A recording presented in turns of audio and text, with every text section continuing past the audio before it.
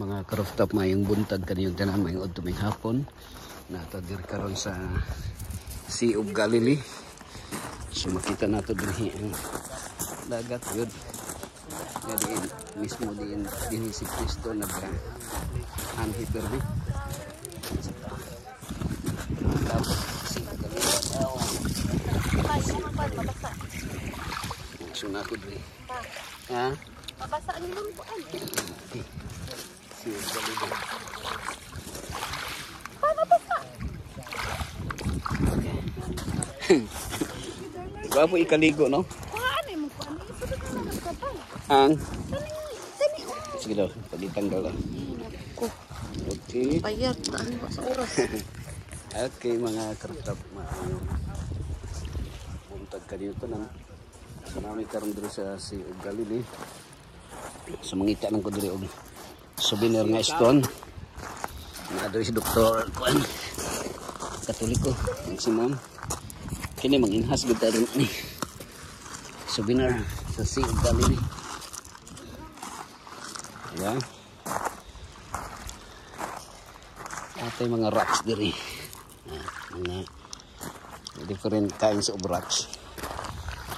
Ayan. Ganun. Ano Sea of Galilee. Sunindot ang mga rocks diri. Okay.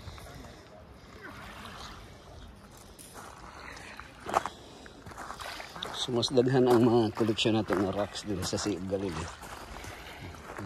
So man rin gusto na i-mention dito nga upon this rock I built my church. So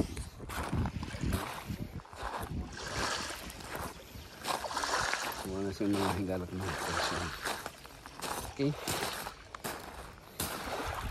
So dini kini according to tradition na dini ang kuan pero nung si Jesus Christ din kuan siya kanang si tawag na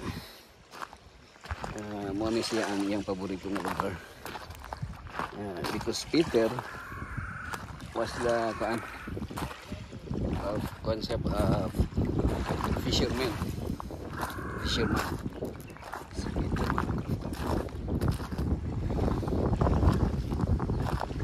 ako lang ko anong dre ha collection ko bato lang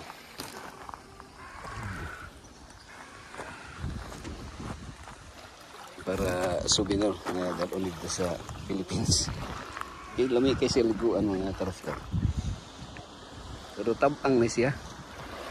Nahigala. Hindi na siya parang nga dagat yun. Hindi tabang na siya. Itawag na siya. Itawag lang siya kasi galing.